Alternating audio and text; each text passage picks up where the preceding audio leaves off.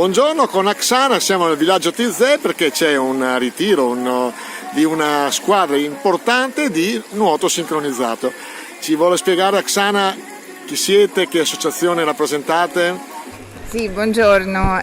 Allora, noi siamo una squadra agonistica di Rudigium Nuoto, di nuoto sincronizzato. Siamo circa una trentina di ragazze.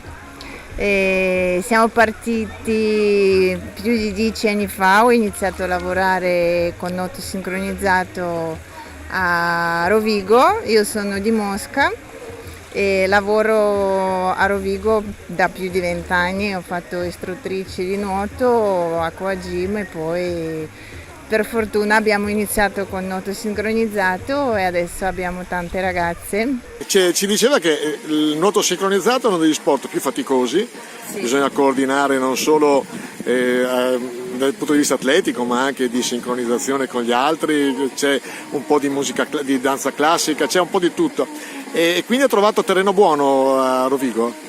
Sì, diciamo di sì perché ho preso le bimbe proprio piccole, loro iniziano molto presto, a 5-6 anni e imparano subito contemporaneamente nuoto con le prime remate di nuoto sincronizzato, che adesso è chiamato nuoto artistico, però a noi piace la vecchia maniera di chiamare nuoto sincronizzato. Ecco, è uno sport molto faticoso, uno dei più difficili, non solo secondo me, ma secondo qualsiasi allenatore di nuoto sincronizzato ci conferma, perché comprende vari sport, devono sapere fare tante cose anche fuori dall'acqua, è una preparazione molto importante, una preparazione atletica.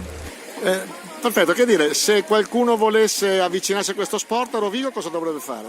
Benvenuti, vi aspettiamo. Allora, adesso dovrebbe magari una bimba almeno stare a galla, fare magari qualche bracciata a dorso e a stile e può venire a fare la prova, siamo pronti ad accogliere. Sì, a Rovigo ci alleniamo 3 volte a settimana, quindi vi aspettiamo a braccia aperte. Perfetto, noi la ringraziamo, le facciamo naturalmente i complimenti.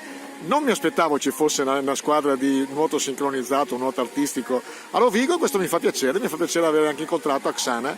Grazie a voi. Tra l'altro noi quest'anno siamo diventati campioni d'Italia WISP. Con la nostra squadra abbiamo portato tantissimi medaglie a casa, mi pare 3 o 4 oro, 3 bronzo e 3 argento, abbiamo fatto un bottino importante quest'anno e abbiamo tra l'altro una squadra di ragazze disabili di nuoto sincronizzato, anche loro 2 anni fa hanno conquistato il titolo di campioni d'Italia, quindi siamo molto importanti. Perfetto, aumentiamo al quadrato i complimenti. Assolutamente sì, grazie ancora e buona giornata.